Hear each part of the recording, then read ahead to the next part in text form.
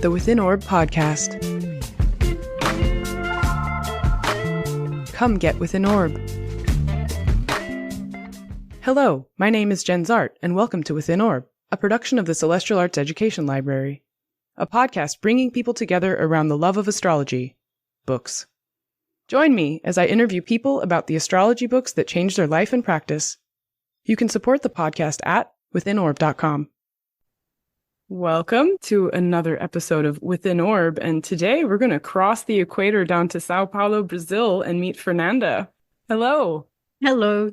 Nice to be here. Welcome to the show. Yay, thank you. Thank you for having me. So you usually stay in the United Kingdom, and we are finding you in Brazil today. Yeah. Well, I've been going between Brazil and the UK for a few years now. I think since 2019, I kind of tried to live half year there, half year here.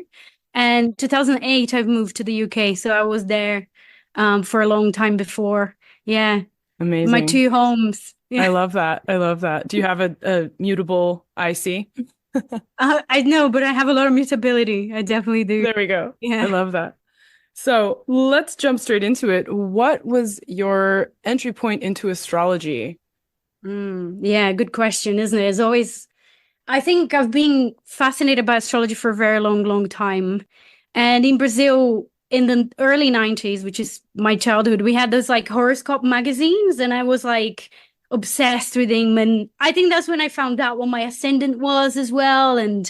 But the first actual book that I've read, I think it was the Liz Greene one, so The Astrology for Lovers. If I'm not wrong, I think it's a very long time ago as well. I might be forgetting a book.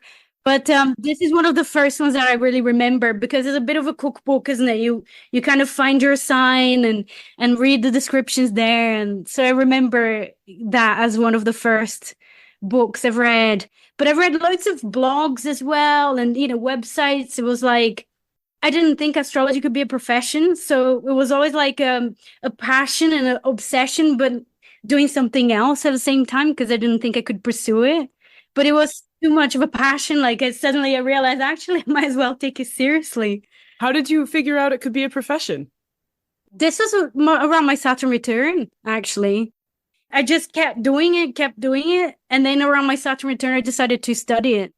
I thought I wanted to be a filmmaker, and I thought I wanted to be an artist, but I don't really pick up a camera, or, all I do is I read books about astrology. So I might just really follow that.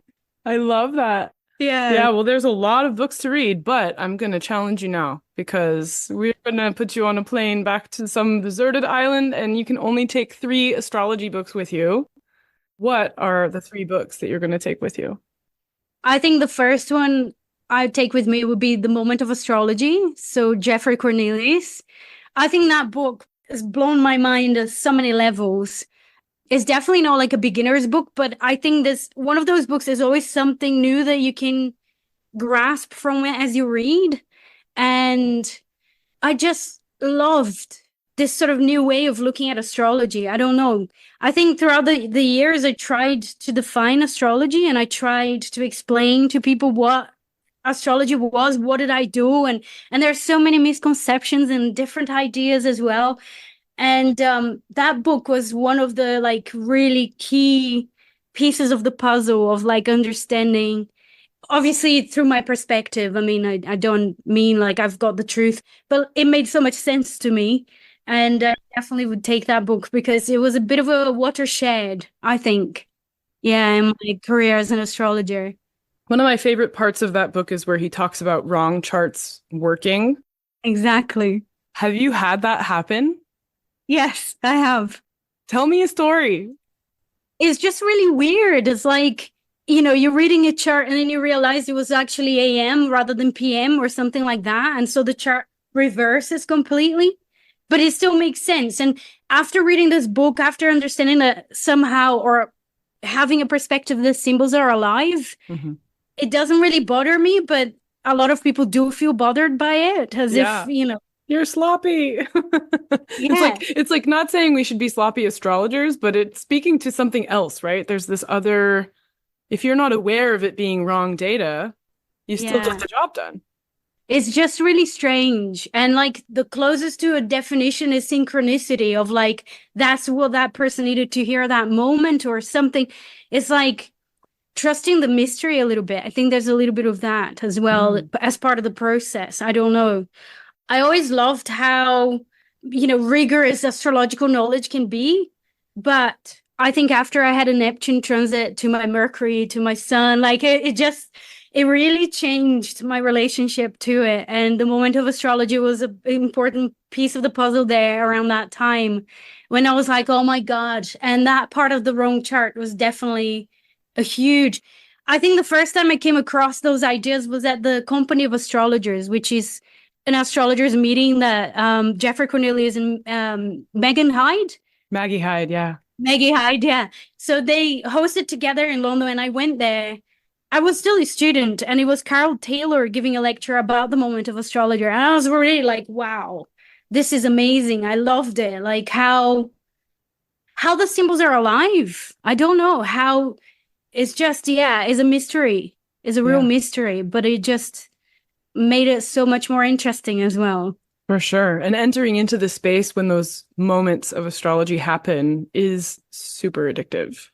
Yeah. And keeps us on our toes as well, because rules get bent, It's like we've got all of these bunch of rules and we need to know about them, and all the beginners need to go through all of that. But there is a moment that we start bending them, because is when it becomes alive, is when you start seeing the chart speak to you. And so that book really has a special place for me for that reason. It was just really mind blown. It was like, yes, this is alive. I don't need to prove it works. I don't need to try and fit into the box of a science or something that's, always because of the quantum energies of something, it's like it wasn't a cause and effect. Yeah. It was really, it was amazing. So I definitely take that one with me.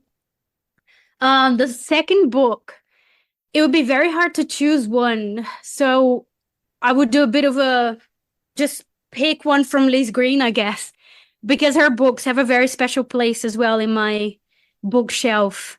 And there are so many of them, like the Horoscope and Manifestation, Barriers and Boundaries as well, which was also, I think she's the author that got the most aha moments from me. Like when I'm reading something and I have to stop and like just stay with it for a moment. I don't know, I guess the way she explained things, the way she writes, the way she communicates, I just feel that has a straight line to how I understand, or how, it just speaks my language somehow. Yeah. So, well, the ones you've just mentioned are sort of rare in her catalog. A lot of people have some of the more common titles, like everybody talks about the Saturn book or Neptune, but you're talking, or Dynamics of the Unconscious, Astrology of Fate, but you're talking about Horoscope and Manifestation and then the Boundaries book. Why those two specifically? I love the Boundaries one. It was such a wonderful way as well of looking at the symbolism, little things like that for me, Liz Greene is so special.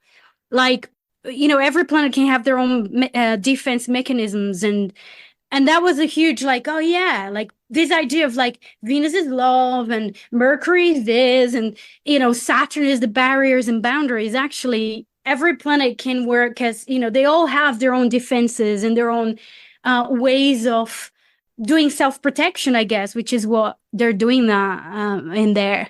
So being overly detached and intellectual, or, being overly seductive, being Venus, as a defense mechanism as well. So that was a real amazing exercise as well, on like looking from complete different perspectives into, astrological symbols as well.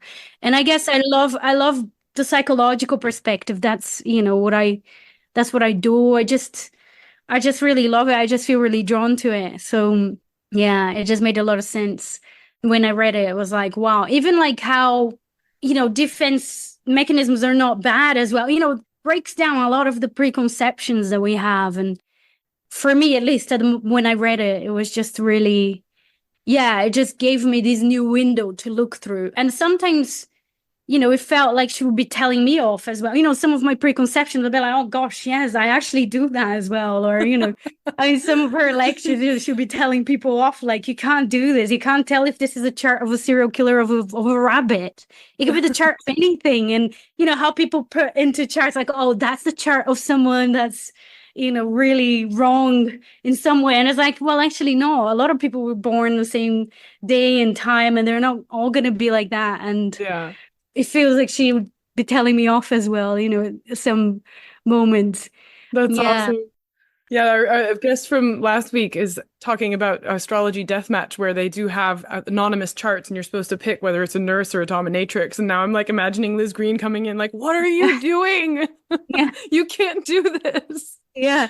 You can like play around with the flavors, but like, how some people say, oh, this is the degree of the serial killer or something. Is like, yeah, I just find her so clear.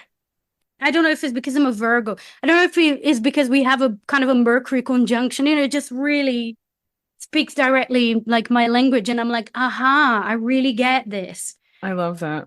Yeah. So she'd be your companion on the island, right? I'd love that.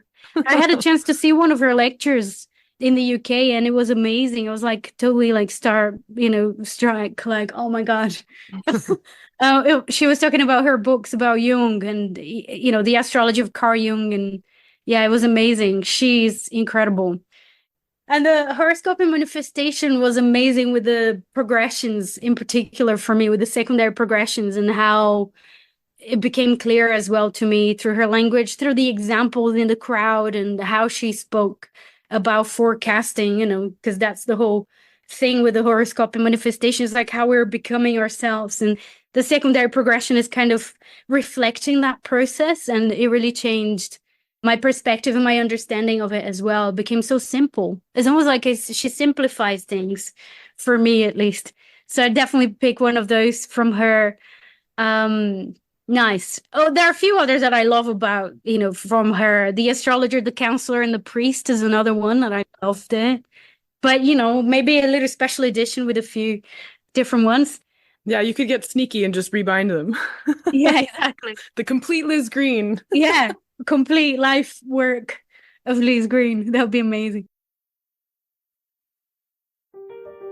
Imagine stepping into a room of 5,000 astrology books, turning a corner and stepping into a room of 2,000 more. The Celestial Arts Education Library is every astrologer's dream, and it can be yours. I invite you to come support CAELi before you can visit physically.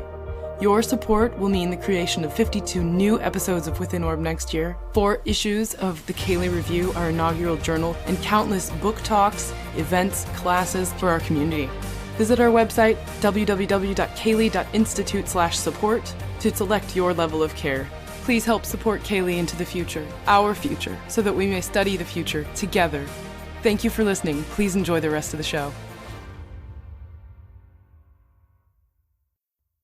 So for the third one, I would bring Cosmos and Psyche by Richard Tarnas. Okay. And I thought about bringing this one because it would keep me inspired, because his research is so comprehensive. And yeah, it's just very inspiring to see how much of the astrological symbolism is throughout history as well. And I just think that would keep me going as well in a desert island. Yeah. Yeah, it connects you back to the sort of history of our civilization. Yeah. And like how the symbols, because this is one of the things I love the most about astrology, is how the symbols are multivalent and how they're alive and they keep manifesting in various ways. So one of the things that became so clear to me is that we should refrain from trying to pin down into one thing, into something, this equals that, as if it was like 2 + 2 = 4. And I think his research is a very interesting example of it. How you can see these different examples. They have a flavor profile, but they're all different. And I love the richness of it. Yeah. Yeah. It's kind of like vintages of wine mixing. Yeah. And I love to see it as flavor profiles. I say it's like, I've been watching a lot of MasterChef and thinking about in terms of food and okay. And I think about flavor profile. So you've got all of these different possibilities, but they follow this kind of profile. And I think astrology can work like that as well. Umami astrology. Yeah, exactly. Sweet astrology. Sweet astrology, sour astrology. Yeah. That would be the meme account, right? The sour one. Yeah. Or salty, I guess. I don't know. Yeah. Very cool. Are you looking forward to the Saturn-Neptune conjunction in Aries? Good question. I think I am, because I just want to see what happens. Like, I want to see how that manifests, isn't it? I was really looking forward to the Jupiter-Uranus that we had this year as well. Yeah. Yeah. And actually, Tarnas's book really inspired me, because his research on the Jupiter-Uranus conjunction has so many breakthroughs. And I was like, oh my God, I'm looking forward to seeing what happens there. Do you think we're done seeing what happens? Did it already emerge? Was it something like AI, or is it something else waiting to kind of percolate through? I think it's still happening. And I think it works like a prisma. You know, there's so many levels that is happening, including our personal levels as well. Like what's happening in my life, in your life. And we're all like little pieces of the puzzle as well. I guess I'm very much into psychological astrology, so I'm like individual.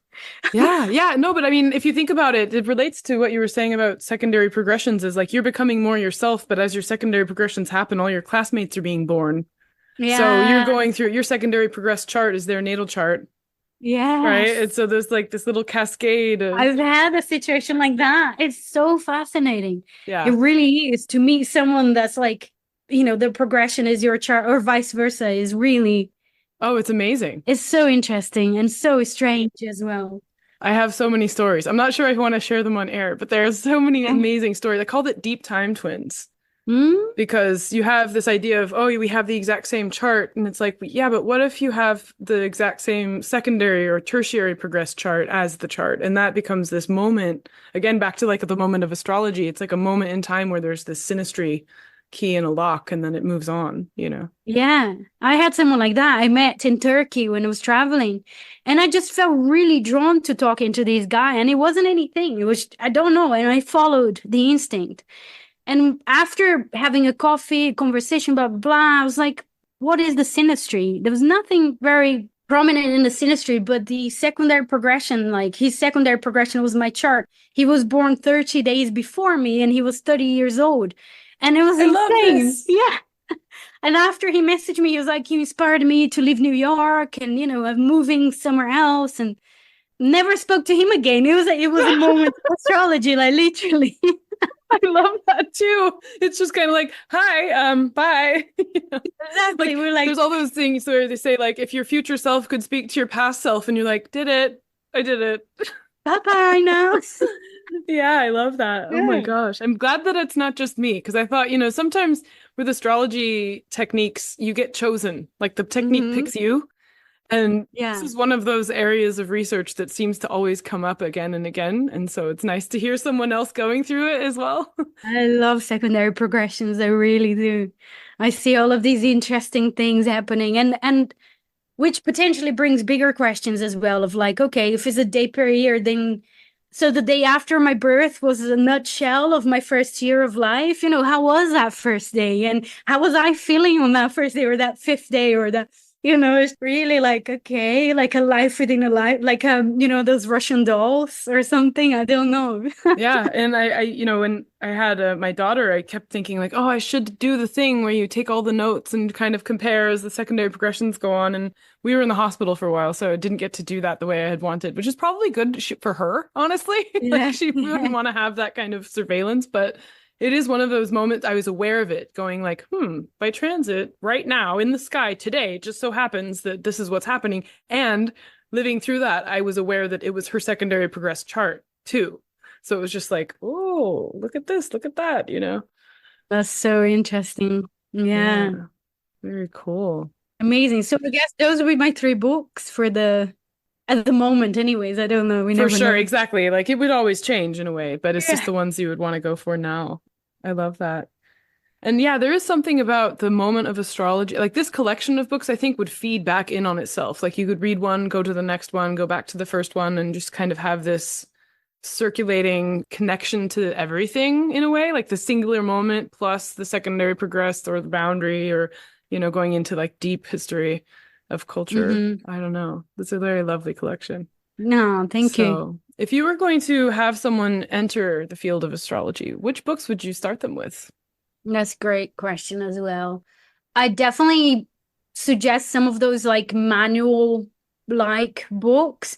I mean, nowadays I guess it's a bit different as well, because like when I started there was already websites and blogs, but you didn't have social media, and you didn't have social media astrologers and YouTube channels as well. So I guess the younger the generation gets, the more they're going to make use of these sources as well.